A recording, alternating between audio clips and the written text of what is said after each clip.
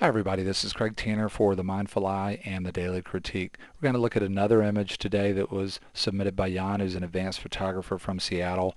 Jan shot this with a full-frame sensor camera using a 24-to-105 zoom at 40 millimeters and at ISO 500 stopped down to f5.6 and exposed the file for a 60th of a second.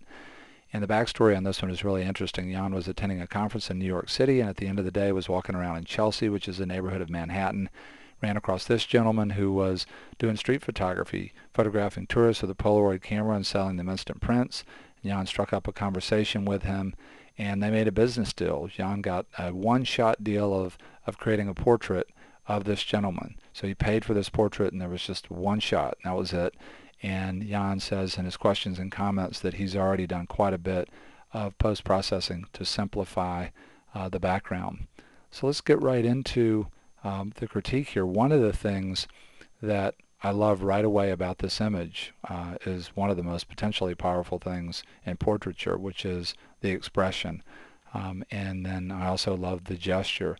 There's a really great inviting smile here, but there's also this tilt to the head, which is a bit of body language that's automatically on an unconscious level that's very inviting for us when the head is tilted. When you combine that with a smile, this just really draws me into the portrait subject.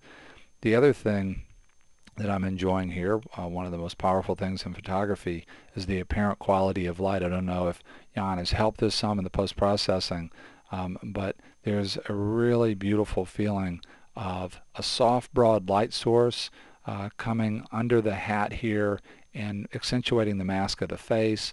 It feels warm, and combined with the skin tone of this gentleman, the warm really helps to not only just bring him forward, but it's inviting just like the gesture and the expression. And there's an awesome catch light in the eye here, and there's great light in both of the eyes. And so the quality of light, gesture, and expression is working really well here. There's also a really beautiful sort of harmony of color that's going on here in the image. It's pretty obvious and straightforward. Lots of blues on the main portrait subject, and it's a really beautiful complement to the skin tone here, and then blues and greens back in here to sort of harmonize with the feeling of metallic blues and blues in the jacket and shirt and so on and so forth. So some colors, they're working really well in the image. And you know, the other thing that I'll just say about this on a personal level is a few years ago I started getting into street photography. It's a huge passion of mine now, and meeting people and taking their picture. And I try to build rapport with people and spend some time with them. I mean, it's pretty rare for me to just shoot one or two images. A lot of times I'll shoot 50 or 60 or 70 or even hundreds. I might spend 10 minutes or 15 minutes with somebody. And in light of the fact that Jan just had a one-shot deal here, it's a pretty amazing portrait, knowing that about the backstory. Something else I'll say here, because it's sort of the first thing that I'm going to do when I work on the image a little bit, is I'm also enjoying the fact that Jan got a little bit of flow of focus here. The portrait subject is obviously sharp, but the background, the focus is falling off. And that's going to give us the potential to push that flow of focus differential even more.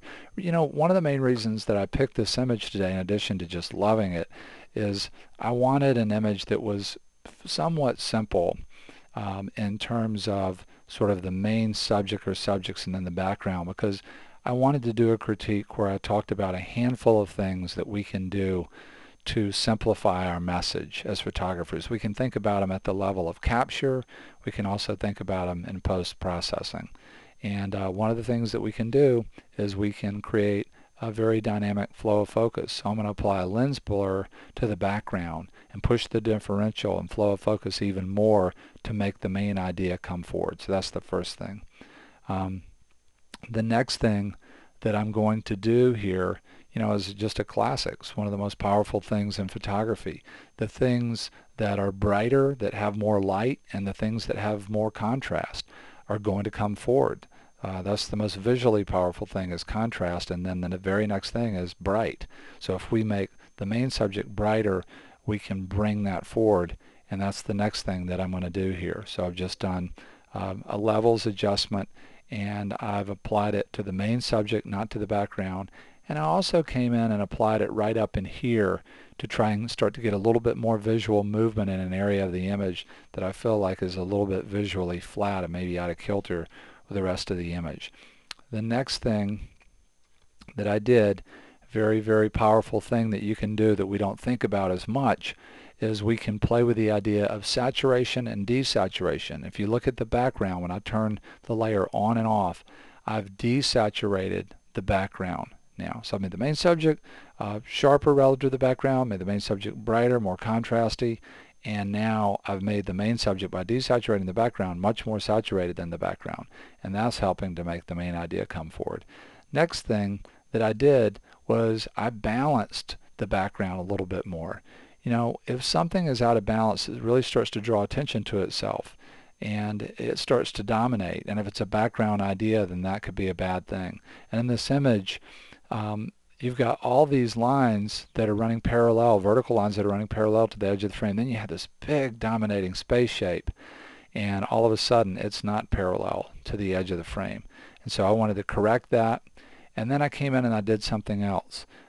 This is sort of a standalone idea right now, and what I wanted to do was try and put something into this space that might help to balance it out. So I came in and I copied this right here, put it on its own layer, stretched it out and made it look like a reflection, and put it about the same distance from the edge of the frame as this, to try and balance this out so that it isn't as strong by itself and it doesn't pull me back here. Maybe I go back here, but I go back and forth in the background with these two ideas, so this isn't as standalone as powerful. So I'm going to go ahead and turn that layer on and off one more time now that I've talked about those changes that I made.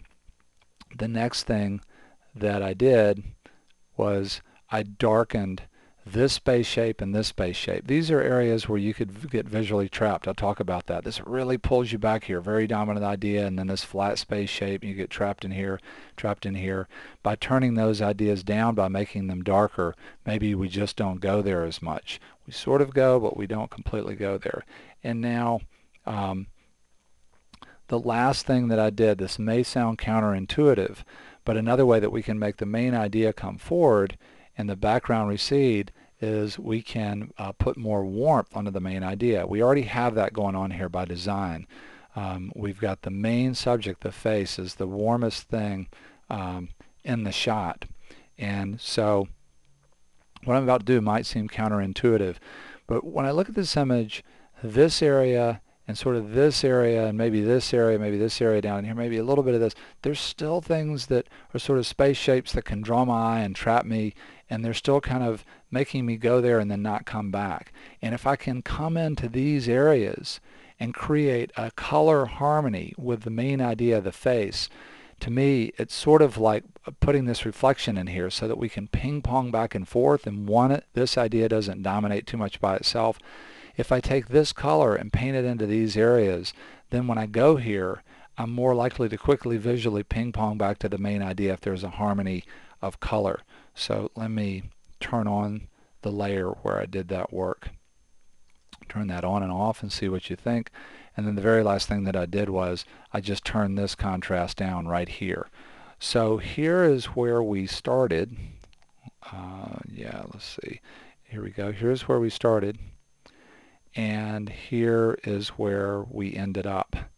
And I'll be curious to hear what Jan has to say about this, and also very curious to hear what you have to say.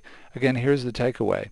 If you want to make something come forward, you want to make it simpler, there is just a sort of a list of things that you can look at. You can look at contrast versus low contrast, bright versus dark, warm versus cool, sharp versus out of focus, saturated versus desaturated.